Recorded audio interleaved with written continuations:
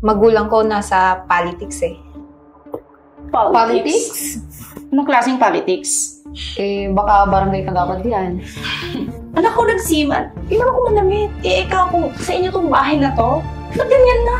Anong ayos mo? Sensya ka na, Mayor, kung nakapasok po kami, pinapasok po kami ng katulong nyo. Sinong katulong ko? Si Eden po.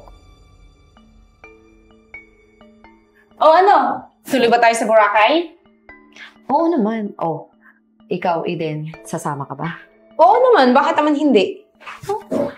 Bakit? May panggagastos ka? Hoy, Eden, Boracay yun. Magastos yun, ano ka ba? O baka naman, mangungutang ka pa sa amin. Ba't naman ako mangungutang sa inyo? Hindi, no? Bakit? May panggastos ka? Tingnan mo ako. Siya, anak ng engineer. O naman, anak ng seaman. Ikaw, anong estado ng buhay ng parents mo? Yung magulang ko nasa politics eh. Politics? Anong klaseng politics? Baka barangay kagawad yan. Barangay Kagawa. Pinakababa pa. Barangay Tan. Hindi naman. Grabe naman kayo. Ay nako. Alright, let's order. Ano? Mamahalin dito. Tingnan mo naman ang restaurant. Ang sosyal. Bakit? May ano ka ba? Ulit din. Ang sosyal. Ikaw, mag-order ka ba? KKB dito, Eden, ha? Baka hiramin mo pa yung pambayad mo sa amin. Hindi ka maka-afford. Sige, ganito na lang. Punta tayo sa bahay. Tapos magpapaluto ako. Doon tayo kumain. Paluto? Bahay? May bahay kayo? May tagaluto kayo? Wow! Curious ako dyan, ha? Tara. Punta tayo. Sigurado ka? Oo naman. Tara! Sige. Ano? Patunayan mo. Tara na! Okay. Tingnan natin. Dito muna kayo. Muna, mag-relax kayo dito sa sofa. Ganda ng bahay. Laki. Siguradong sa inyo to? Oo naman. Hindi kaya katulong ka dito? Napakalaki ng bahay na to. Aiden, baka naman nabibigla ka lang. Baka naman nagkamali tayo ng pinasukan dito. Ano ka ba? Ano nagkamali? Mapapahiya tayo kung sino man ang may-ari ng bahay na to. Tsaka, tingnan mo naman ang bahay. Ang laki. Ang ganda-ganda. Tapos yung itsura mo ganyan. At kita mo, friend, ang mga parang mga disenyo, napakaganda. Ano ba, Jonah? Ganito lang talaga ako manamit. Masanay ako sa simplihan lang. Saka mas komportable ako dito. Simplihan? Baka naman wala kang pambili.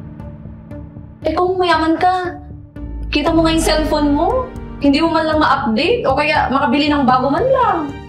Kasi hindi pa naman to sira eh. Tsaka mas maganda to. Ay nako, Eden. Baka naman nagkukunwari ka lang na mayaman. Tapos dinala mo kami dito para ipagyabang muna.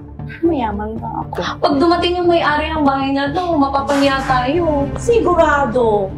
Uy, ayusin mo yan ha. Tignan mo ako. Anak ko nagsiman. Tingnan ko manamit. Ikaw kung sa inyo tong bahay na to, ba't ganyan na? Anong ayos mo? At ako, ang mga magulang ko, nanay ko FW, yung tatay ko engineer. Ano ba kayo? O ganito na lang. Kukuha ko ng inumin. Ano bang gusto niyong inumin? Inumin?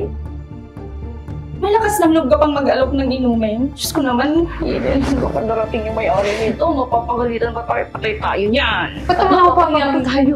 Hindi ako papagalitan, no? O sige na, kukuha na ako doon ng maiinom. Sige na. Babalik ako, God. Juice lang, ha? Friend, pag dumating yung may-ari ng bahay dito, mapapahiya tayo. Malamang. Kaya lang. Yabang niya, no? Dinaladala pa tayo dito. Tapos, hindi pala siya nakatira dito. Kasukha siyang katulong. Katulong talaga. Tingnan mo yung tsura niya. Paano na pag dumating yung may-ari? Di, okay lang. Ayun, mayaman naman tayo eh. Tsaka, isa pa, sasabihin natin, yung katulong nila ang nag-invite sa akin dito. Ba? At kumuha ng juice? Yes.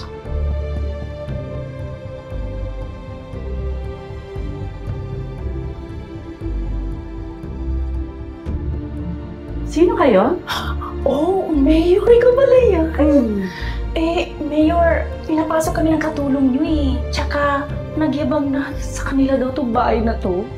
Pasensya ka na, Mayor, kung nakapasok po kami, pinapasok po kami ng katulong nyo. Sinong katulong ko? Si Eden po. Si Eden? Oo, kasi sabi niya, malaki daw yung bahay nila, dito daw siya nakatira, tsaka pinagyayabang niya talagang mayaman sila.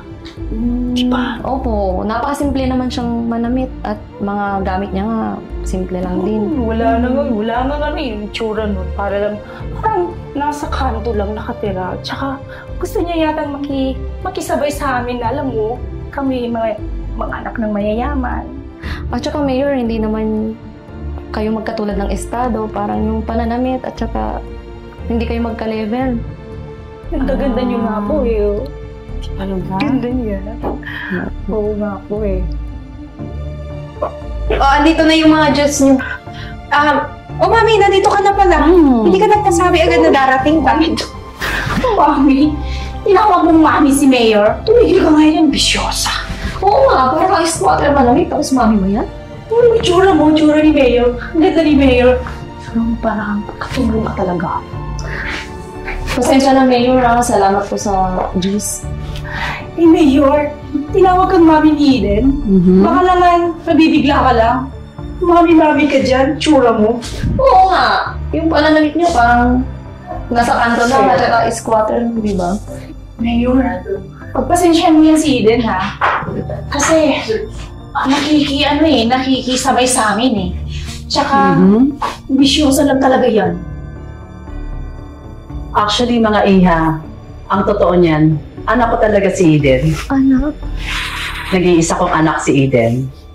Kung anak niyo, bakit ganyan ang itsura niya? Tsaka, magkaiba talaga kayo Sobrang layo. Ano ba ang pinagkaiba namin? Hindi po kasi kayo magkaparehas ng pananamit. Simple lang po yung mga damit niya.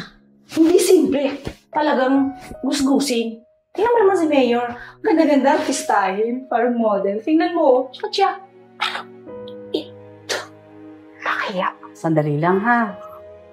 Alam niyo mga iha, pinalaki ko si Eden ng may mababang kalooban. Pinalaki ko si Eden na simple lang. At ang higit sa lahat, makatao. Kaya hindi nagiging sukatan at hindi problema sa anak ko kung ano man klaseng manamit, ano man ang mga gamit na gagamitin niya, bago man yan o luma, ang importante sa amin o sa kanya ay yung mabuti niyang kalooban. Ikaw naman, Eden, pag namili ka ng kaibigan, make sure na hindi mapanglait. At higit sa lahat, makatao. Maraming pang mga mabubuting kaibigan dyan at hindi mo kailangang ipagkalandakan sa kanila ang sarili mo kung hindi ka naman matatanggap. Make sure, anak, nahahanap ka ng tamang mga kaibigan na kung saan tatanggapin ka ng buo. Sige po, Mami. Paano ba yan? Jonah, Jen, ito na yata yung huli nating pagkikita at pagiging magkaibigan. Kasi pinatunayan niyo sa akin na hindi kayo totoo. Naku naman, Eden. Pasensya na, hindi naman namin sinasadya yan. Tsaka, di ba, nagbibiro lang naman tayo, di ba? Huwag kayong mag-alala. Napatawad ko na kayo. Pero, hindi ko na kayo matatanggap bilang kaibigan ko. Kaya, pwede na kayong umalis. Naku naman, Eden. Sorry na. Mayor, pasensya na po. Nadinig yun na yung anak ko, di ba? So, pinatawad na kayo, pero pwede na kayong umalis. Halika na.